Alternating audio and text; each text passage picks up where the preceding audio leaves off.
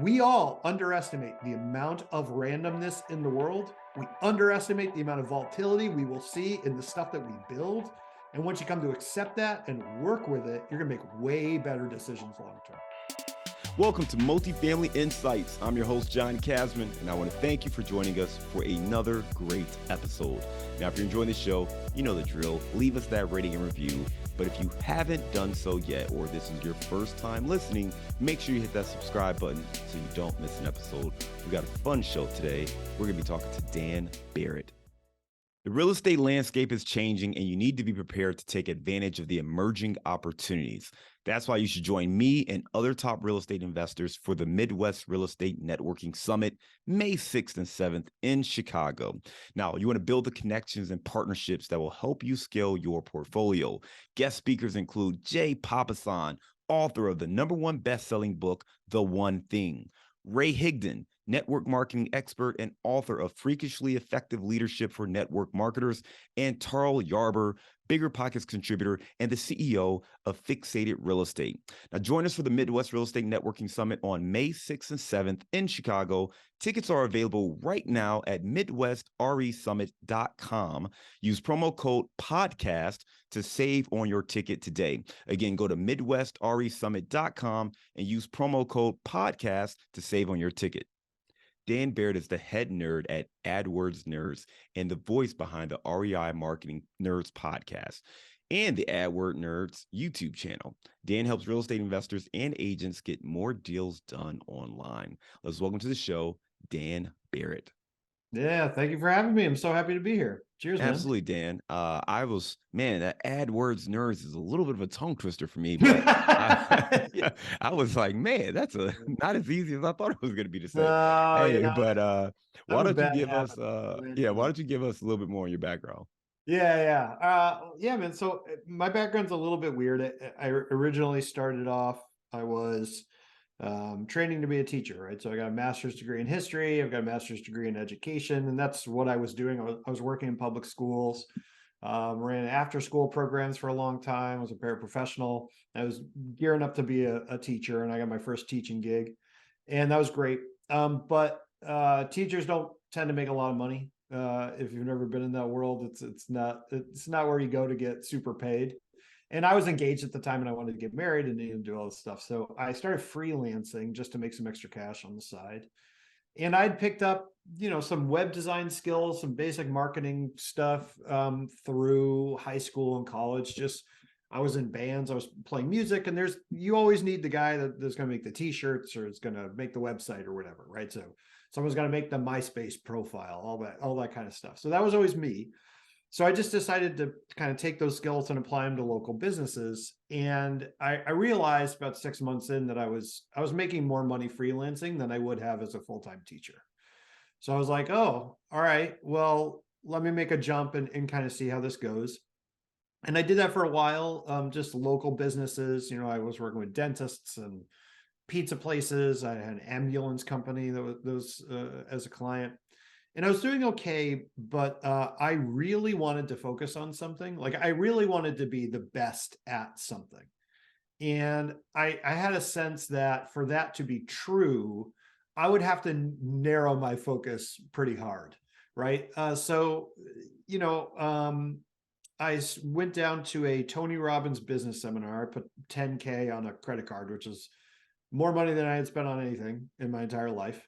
Went down there. Ended up sitting all the way in the back, sitting next to a bunch of real estate investors.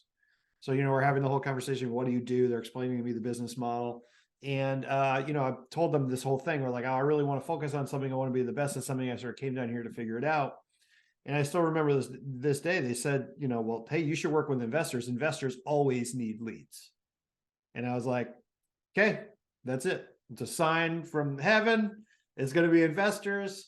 I got a couple investor clients and just had a lot of success. I mean, this was early. So you think I've been in business about 10 years now doing this. So when I got started doing primarily Google ads, which is why the company is called AdWords Nerds, primarily Google ads for motivated sellers, there wasn't really anybody doing it, right? There were a few people like Sean Terry, who's a pretty well-known coach. He was really pushing Google ads at the time. But outside of that, there weren't any agencies, specializing in investors. Most investors, the conversation I was having with them was, hey, you should be online, right? Like it wasn't like, what's the best strategy? It was, hey, you should get a computer, like this is what you should do. So it was so early.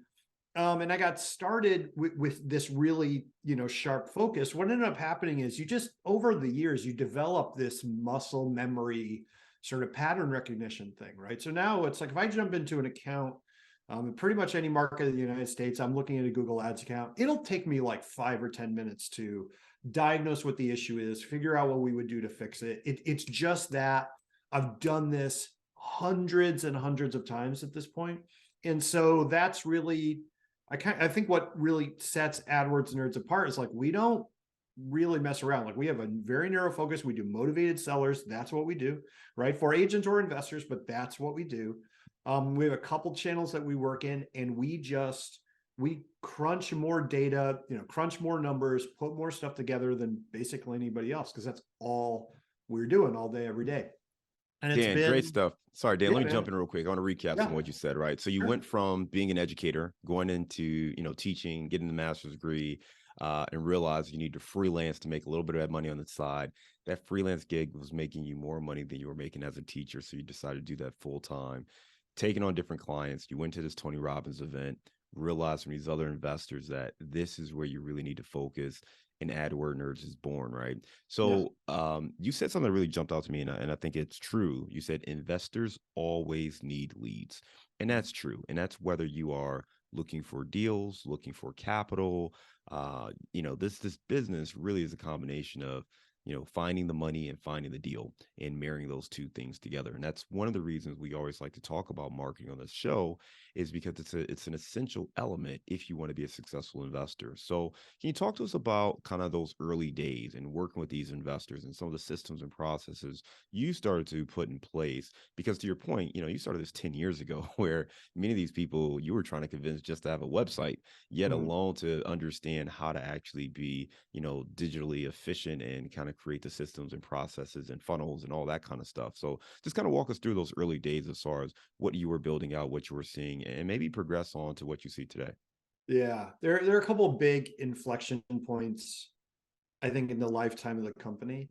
And I think we're actually in one now, which is interesting. But, early on, my sort of business journey, there was that sort of initial jump where you're like, okay, well, how do I get in front of sellers? How do I get leads in general? And ironically enough, that was kind of the easiest part in the beginning, right? It was, hey, I know how to run Google ads. I've done that for a bunch of other companies. I was very heavy, and still I'm very heavy on a very high quality lead approach. I don't particularly tend to channels where it's like, you sort of spray and pray. I'm going to generate 1,000 leads and, 10 of those are going to be deals, because, and this is just a personal thing, right? In some ways, it's almost an aesthetic value more than anything, but I'm not a person who's like, I want to be on the phone all day, every day, right? That's not the way I run my business. That's not what I'm trying to do for my clients, right? Most of the time I'm trying to save my clients time. So for me, I was like, I'd rather spend you 5 and have 2 be amazing than send you 1,000 and have 5 be amazing, right? Because you still got to answer the phone for those 1,000 leads, right? And that's not particularly fun. So we were very focused on high quality leads. We sort of figured that out pretty quickly, and that worked really well. What ended up happening is a couple different things. One of the big inflection points for me was the first time I realized I couldn't do everything myself, because it was just me at the beginning. Now we're a team of 7. And I still remember this day. I had 12 clients, right? 12 clients, amazing. Doing really well. And I lost half of those clients in a day. They all left, half of them left in a day. Wow. And when I went back and I was like, okay, I'm going to really do the deep dive on like what happened. It was primarily that I got too busy. I wasn't doing the sort of day in, day out sort of, we call it now, we have as an SOP or a process for the team, we call it the grind. There's just stuff you're doing on a very regular basis. It's just the grind of ad management, certain stuff you got to do, right? Cross your T's, dot your I's, all that. And I wasn't doing that stuff. I let that stuff slide and lost a whole bunch of my clients all at once. And I was like, okay, never again, right? So I started to grow teams, started to really focus on training, team culture. That was a huge inflection point. The other thing that's kind of happening now is we are seeing in our industry this sort of intersection between a couple major sort of cultural forces that are really changing how I think the whole industry works. One is just the popularization of real estate investing in general, right? Like when I got started, I didn't know what an investor was, and nobody I knew did either, right? Like if you said like, hey, I'm going to buy your house, I'm going to buy a house, no money down, and then, I'm going to wholesale it or whatever. Like none of that stuff made any sense to anybody, right? Today, there's like basically TV channels that only show people flipping houses full time, right? I mean, it is a known commodity. And because of that, the way that investors and agents have had this for a long time, but the way that people compete against each other is different, right? It used to be you're the only investor in your market. You just got to spray everyone with a postcard. Now what it is you got to explain to people, hey, why me versus the investor down the street, right? So that's sort of force number one. It's a real change in how the culture views investing and then what they're looking for in terms of marketing from those investors. The other thing is you have a massively, and this is related, massively higher level of competition. I used to say that I remember the highest cost per click, which is the amount you would pay for a click in Google. Highest market I saw when I started, I remember was $20. I can't remember. It was like in, Orange County, California, right? $20 cost per click. I remember being shocked by that. In a competitive market today, the highest average cost per click is closer to $100 per click, not per lead, per click, right? Wow. Depending on how you run things. So that's a different thing. It's a totally different competitive landscape, right? Way more competition, hedge funds, investors. You didn't even have iBuyers and all that stuff. So that's very different. And then you have this technological shift towards machine learning, artificial intelligence, this stuff that runs under the hood of Google and Facebook and every other ad platform you're ever going to run. When I got started, Google Ads, I would always say it's like Microsoft Flight Simulator. It's a bunch of numbers. It looks like a spreadsheet. You're adjusting them up and down, and you more or less know what you're going to get out the back end. Now, what most people are doing, and we do this too, you are going into Google and you're saying, hey, Google, use your algorithm to maximize the amount of conversions I'm getting for a budget. So what's happening is that Google, their machine learning algorithms, their artificial intelligence programs are setting your bids for you, adjusting your campaign for you, but everyone else is doing that too. So what you have is this sort of weird world where you got people standing on the outside and you got a bunch of AIs essentially fighting each other for deals.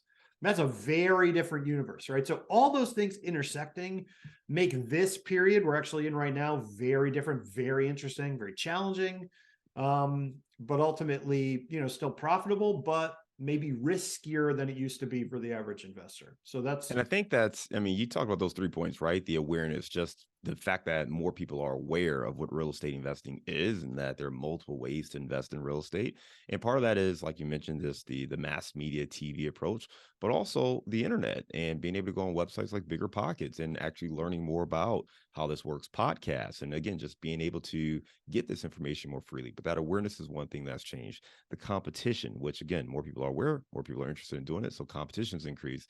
And then a third factor, the technology. Now you have AI, which is playing a big role, and that's making it more and more difficult. For some of our listeners, even just hearing something like AdWords could be a little bit confusing. So can you explain exactly what AdWords are and how exactly you use that as a tool to help investors like ourselves find off-market deals? Yes, absolutely. So first thing I'll start with, and this is maybe ironic because I called the company AdWords Nerds, right? Google changed the name of it, so it's no longer technically called AdWords. I still call it AdWords. It's like I have a son, his name is Oliver. When he was born, we were like, oh, we're going to call you Ollie. And then when he got to 6 years old, he's like, I don't like being called Ollie anymore. I want to be called Oliver. So I call him Oliver to his face, but in my head, he's still Ollie to me. You know what I mean? Same way, AdWords is still AdWords to me, but technically it's called Google Ads. So more boring, right? So generally, Google Ads can refer to a lot of stuff. There's different networks within this platform, but for most people, what it means is, hey, I go on to Google, I type in sell a house, sell my house fast, we buy houses, whatever I'm typing in. right? Now, the top 4 things you see when you hit that submit button in Google and you see the Google results, right? The top 4 entries generally for real estate are going to be ads. So those top 4 things, people are paying to be there.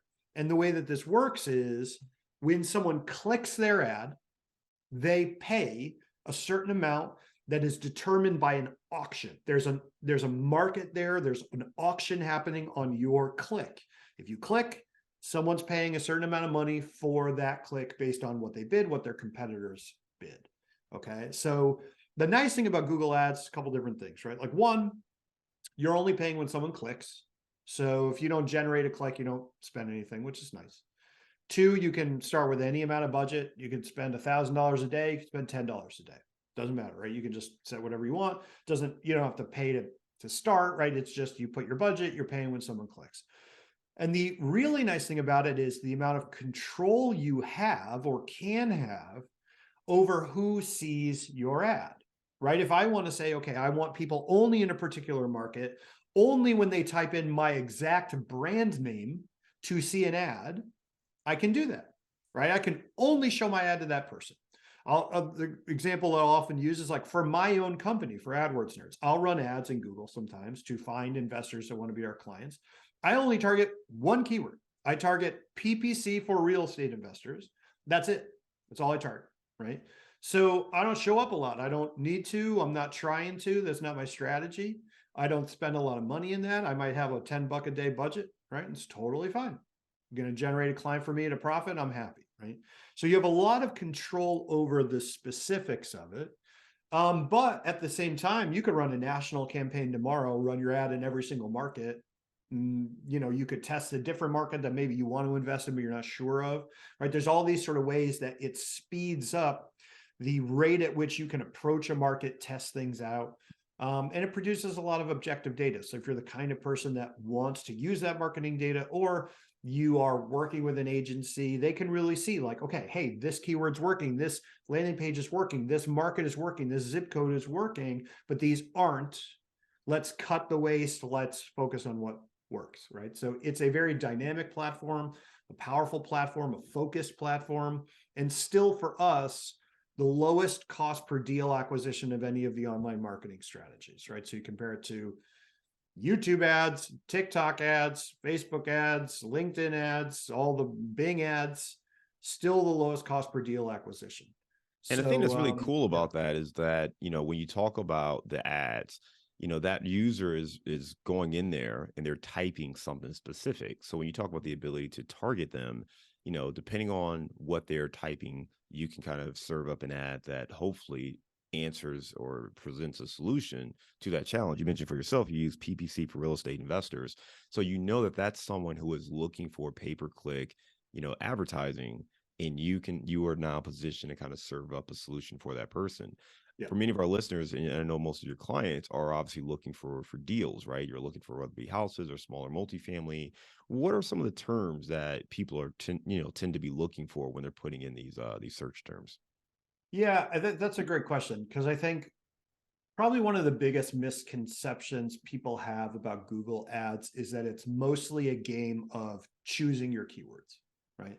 Like you think about, again, it's a market, it's an auction, right? And so imagine that you pick a keyword that other investors all want to bid on, and you want to bid on it too, right? So it's like any basic economics thing is, supply goes down and demand goes up, prices rise. Right. So you get a lot of people bidding on a single keyword, it's expensive. And so what most investors tend to think is, okay, well, if I just find the sort of secret keywords that nobody knows about, I'll be able to get those off-market deals. I'll be able to make a substantial profit. And while there's something to that, really no one's ever invented another way of saying, I want to sell a house, right? Like there's no I always say like one of the classic ones that we see all the time is sell my horse.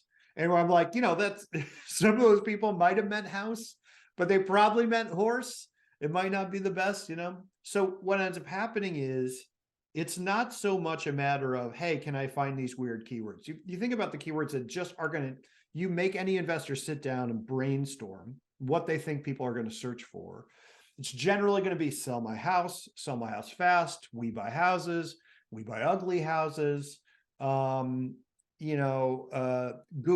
interswaps dynamically house and home. So you don't even have variations like that anymore. Now, what tends to be effective in terms of a keyword strategy is more about localizing your keywords, right? So understanding like, okay, well, sell my, house in Chicago, or sell my, home Houston, or, Houston home buyers, right? If that's your market, that's generally going to be pretty well targeted for you. The other thing that I'll often point out is that because of the way Google uses keywords, a keyword that makes all the sense in the world to you can be a disaster for Google. So a really good example is home buyers. Okay. So, hey, investors are home buyers, right? There's a common phrase in the industry, Houston home buyers. I just said that, right? So that's a thing. And a lot of companies have home buyers in their name. So it's very common for investors to target home buyers. But because of the way that Google interprets that keyword, right? Because it's not always a one-to-one. What's happening is you're giving the keyword to Google. They're sort of trying to understand what you mean and then putting you in front of people that they think match that intent.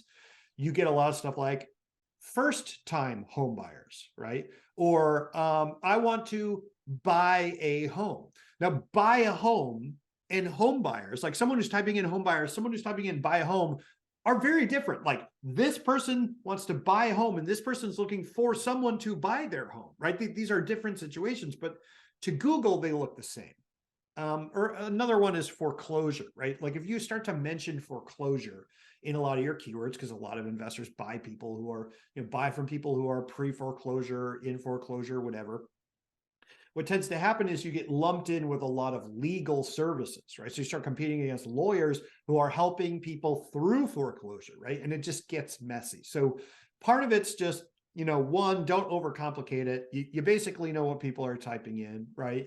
And then two, the other thing is try to understand that just because it makes sense to human beings doesn't mean it makes sense to the computers that are operating the Google Ads auction. And so you really want to, I always say this, like just test, put in a keyword, see how it works, watch how it performs, and don't be afraid to cut it, even if it makes sense to you, because there's no guarantee that it made sense to Google. Does that make sense?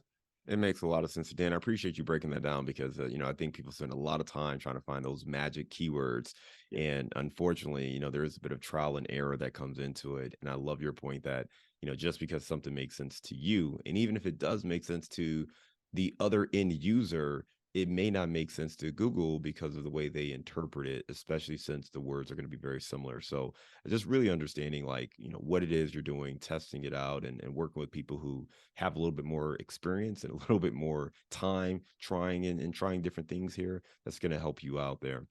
You mentioned before that, from a budget standpoint, you kind of set your budget. You don't have to have a huge budget to do this. What would you recommend? I mean, if someone only had, say, $50 a month, is that too little to get started, or is there a certain parameter that you think makes sense to take this on? No, I mean, so my whole thing is there's no such thing as a budget you need to spend, right? Because obviously you don't need to spend anything, right? And the other thing is, it all ultimately comes back to, for me, is this going to get you closer to what you want, right? So for everybody coming into any marketing channel, there are going to be budgets that make sense and budgets that don't. And for a different investor, it might be completely the opposite, right? In fact, and I'll just as a random example, I was on Twitter this morning and I saw a really successful SEO agency guy, and he's like, "Hey, I've got a question. Like, I got this ads client. They've got no scaling problems. They've got a positive return on their ad spend, meaning they're making money, but they won't raise their budget. And I just don't understand." Right. And everyone's like, "Oh, yeah, that's dumb. If you're making money, just raise your budget." And my whole response to that, like, I don't know, maybe that person just wants to spend more time with their kids. They can make more money, but if they're getting less time with their kids, raising their budget doesn't make sense, right? It's about what they want, right? What do they want from it? Maybe they're not trying to scale, right? I manage 6 people, 7 people. If you offered me the opportunity to manage 15 people, I'd pay you money to go away, right? Like, I don't want to do that. So ultimately it comes down to what you want. Now, what I will say is any amount of budget can work, provided you give it the right strategy and you have the right expectations, right? So let's say you got 50 bucks a day. Absolutely, I can build you a killer strat, and I'll tell you what it is, right? So it's nothing fancy. What I'm just going to say is pick the biggest market that makes sense to you, because generally the larger the market you target, the easier this gets. Doesn't mean you have to be huge, but if it's the city, great. If it's the county, great. If it's the state, great. If it's the Southwest United States, great. Whatever the largest market is. Okay, so give Google as much space as you can to work. And then pick the smallest number of keywords that are going to spend the budget. So I will typically start sell my house fast in what we call an exact match keyword. And if you're watching the video, I'm doing these brackets because an exact match keyword is in brackets inside Google. That's how it's designated. And basically that tells Google, hey, no funny business. I just want people that are typing in sell my house fast. Like none of this home buyers, whatever stuff. I want sell my home fast or sell my house fast. And Google's like, got it. You're going to give it this one keyword in this really limited match type, and you're going to see if you spend your budget. And you're just going to keep adding those keywords until you hit your budget cap regularly. That's your strategy, right? And you're going to do that till you're spending 50 bucks a day. And then you're going to look at your numbers and say, like, am I making a profit? If not, why not? You're going to fix from there. That's the strategy, right? Pretty straightforward. Absolutely, you will make money over the course of a year doing that. I've got almost no doubt in my mind. If you know how to close, you should acquire deals somewhere around 3K per deal, and you should be making money on that, right? Depending on your business model, right? Depending on your market, yada, yada. Now, even though I'm saying, yeah, that's going to work, that's going to really, really do well for you. If your expectation from that is, I'm going to do 10 deals a month, you're going to be unhappy no matter what happens.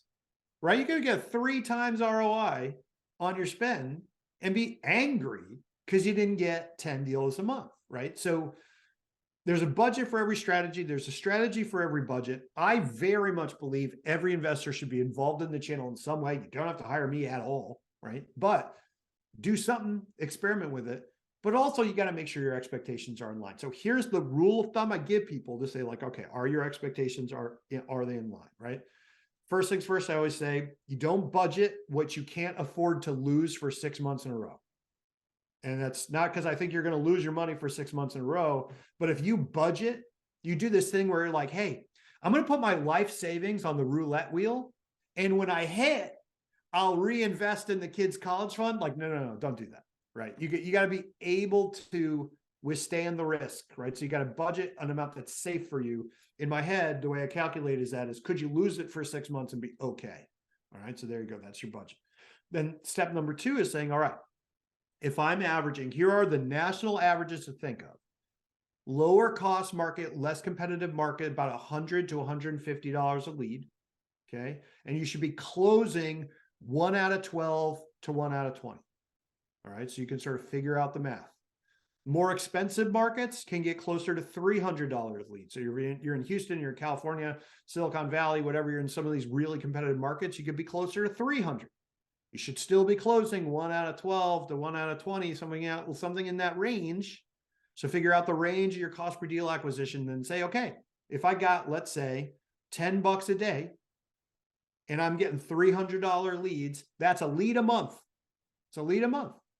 That means I'm going to close a deal a year at, let's say, anywhere between a $3,000 and $6,000 cost per deal acquisition. Does that make sense for you? And if it does, awesome. You're off to the races. Reinvest in the channel when you make money, you're good to go. And if it doesn't, maybe try something different, try a different market. There's a million things you can do. But that's how I typically try to align people's expectations to what they're going in with. Does that make sense? It does. And I think too, like I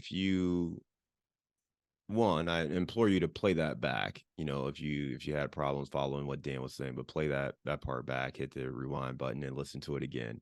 But 2, this is also why it helps to have someone with your level of expertise, because you understand things that newer people just don't. And the challenge that I see with most investors is they want instantaneous results. I turn on these AdWords and I expect, 2 weeks from now, my phone's ringing off the hook with all these hot leads. And sometimes it just takes time to figure that out, to find the right person, to, get those levers kind of lined up. And it helps to work with someone like Dan or teams like that who can help you. Dan, for folks who do want to learn more, your website is adwordnerds.com. And you also have a podcast and some other things available as well. Can you just quickly talk about some of the other resources you have available? Yeah, sure. So yeah, AdWordsNerds.com. That's the website. You can just Google us. You'll find us. REI Marketing Nerds is the podcast. We do that every week. Sometimes it's just me. Sometimes it's interviews. Really just talk about marketing and what people are doing that's working. And I've been branching out recently and really just trying to interview interesting people in the real estate space. So we had someone come on who's designing and manufacturing a modular multifamily sort of like apartment building structure. So you just say how many units, and they literally like drop these Lego pieces on, and each one's an apartment. And it's wild, right? So it's like we're trying to interview the coolest people I can. But if you go on AdWordsNerds.com, there's a couple of things you can do. One, you can request a call with my team. We just do strategy building with people for free. There's no pressure to do it with us at all. But we're really trying to educate the space as much as possible. Like you said, we want to build the correct expectations about the channel, because otherwise people just get their money taken. That is just what it is, right? So we want to protect people from that. The other thing, if you're curious about this kind of stuff, you want to learn more, on that website, you go to services, there's a drop down, you can see the ultimate guide to PPC for real estate investors, or you can just Google that, you'll find it. It's literally, I think it's like 40,000 words. I wrote it at the end of last year. It's better than most paid programs you can get on Google Ads. And it is like a deep dive from, I assume you know nothing, and I'm going to take you all the way to, you could run circles around the average PPC manager for motivated seller leads. I'm really, really proud of it. I spent a ton of time on it, and I think it's really, really good. So if you're just curious about learning about the channel, like print it out, read it in bed. Everyone will think you're super cool. Maybe not that last part, but it's a good introduction. I love it, man. We'll definitely make sure we link to that in our show notes. We're going to move on to a round of insights. You ready? Yeah, let's do it. Give me a failure or an apparent failure that set you up for later success. Oh man. So I got one right on the tip of my tongue, because this happened over the last couple years. I'm a tech person by training, right? And I'm sort of becoming a manager of teams much later in my career, like really understanding how important that is. And my number one mistake in growing my business was not spending enough time defining what our company values and culture would be. Because what ends up happening is you hire based on skill sets. And that's great to a certain extent, but it does not mean that that person with the perfect skill set is the right fit for you and your business and your team. And I let the culture of my company sort of degrade over time, and I had to let people go because of it, right? I had to kind of clean house. It was very painful for me. These are people I've known for years, people I loved, I knew their families, right? These were not an easy decision. But once I made the decision, like, hey, this company, to have the impact we want to have, it's got to stand for something. I want to have a certain work environment for everybody here. It's going to have a certain set of values. I define those values, and now I relentlessly hire, lead, and fire to those values. That has changed my business. So if I could have done that 10 years ago, really that whole decade would have been very different. So that was an easy one. That was a deep learning moment for me, and it's something I take super seriously today. Give me a digital or mobile resource you recommend for your business. Oh, wow, that's a good one. So my favorite thing, I mean, there's a bunch I could say, but the one that I'll recommend to everybody is just Zapier. So Zapier. It's an automation platform. We are heading into a sort of part of, era of business where the ability to essentially build custom applications with no coding whatsoever is easier than ever before. Literally yesterday in the morning, I decided, I was like, hey, it would be really cool if I could get automatic summaries of my Zoom meetings. And I built in Zapier a thing that takes my Zoom meetings, produces a transcript, passes that transcript into OpenAI, has OpenAI produce a custom summary with key takeaways, and then pass that to my team in Slack. And that took me half an hour to build. I didn't do any coding. Zapier is one of these tools where the more you learn about it, the bigger the impact it has on your life. I couldn't live without it. I honestly could not run my business without it at this point. And if anybody wants to nerd out on that stuff, man, that is a fun way to spend a weekend. I love it, man. All right, give me the book you've recommended or gifted the most in the last year. The book I've recommended or gifted the most is a book called The Master and His Emissary by Ian McGilchrist. It is a hard book to explain. McGilchrist started as a linguist. He's now a neurobiologist, but he's also very deep into sort of philosophy, continental philosophers. You want to think Hegel and Heidegger and all those people. And The Master and His Emissary has the thesis that the hemispheres of the brain, so the left hemisphere, which is highly rational, analytical, divides the world up into pieces, and the right hemisphere, which is contextual, holistic, creative, and looks at the whole, that these two hemispheres are critical to understanding the world, that we need both, but that our society has become increasingly focused on the left hemispheric way of thinking. That is the lightest touch on that thesis. This is a challenging book.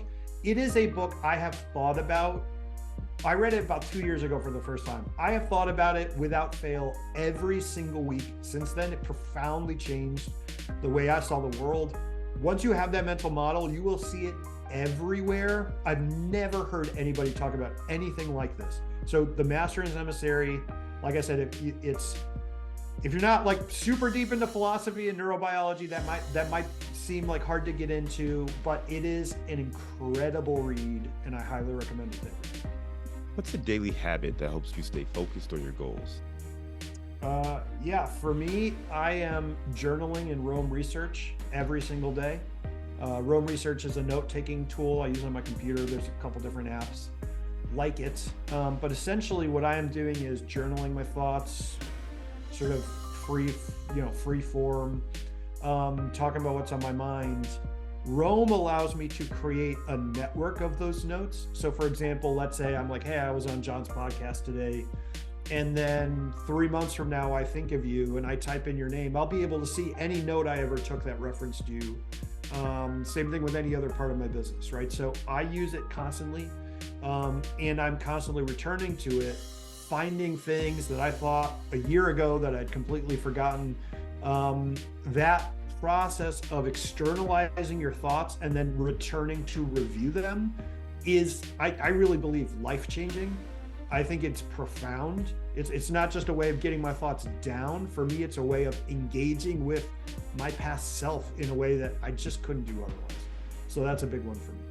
I love it, man. All right, give me your number one insight for winning with, let's call it Google Ads. Man, my number one insight. Okay.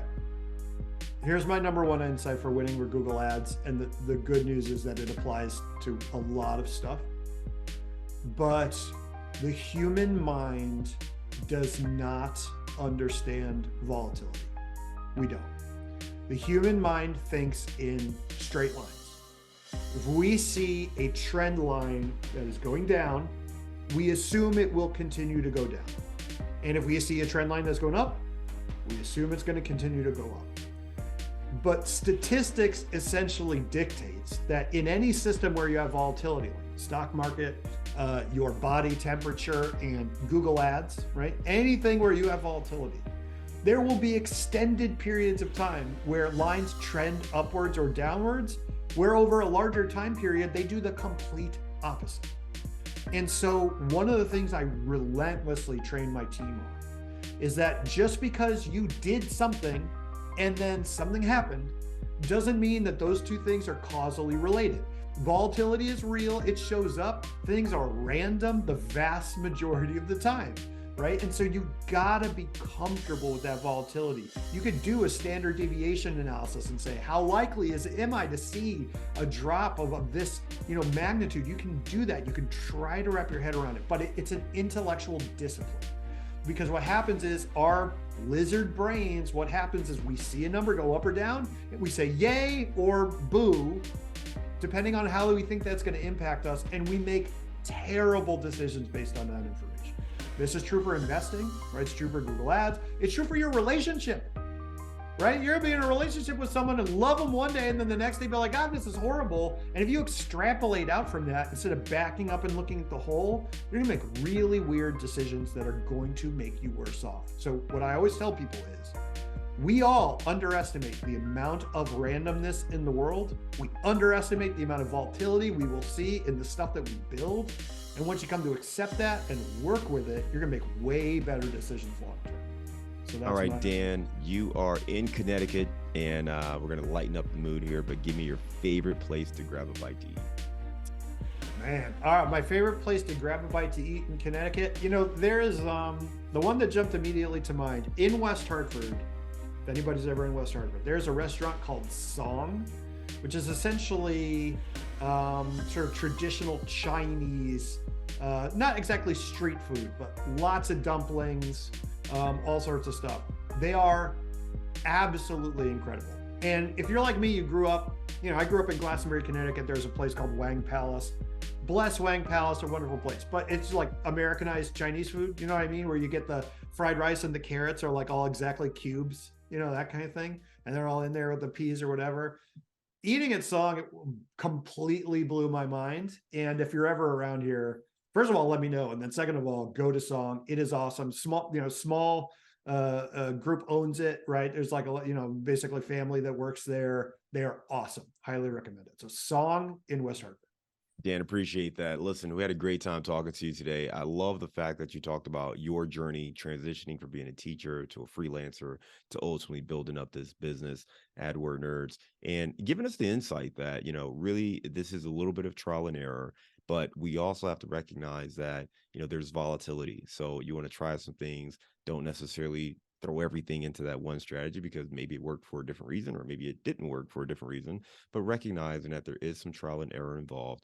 Have a big picture, take 6 months worth of your budget and focus on that. And then also the insight to try to go wide with the audience, but really small with the keyword, and then slowly build it out that way. And again, if anybody does want to have kind of an expert in their corner to help them through this process, your company is available. They can check out that free resource you have at adwordsnerds.com, as well as the REI Real Estate Marketing podcast you have as well. We'll make sure we link to all those in our show notes. Dan, I just want to thank you again for coming on Multifamily Insights, and we hope you have a great day. Thanks, man. Thank you so much for having me. I appreciate it.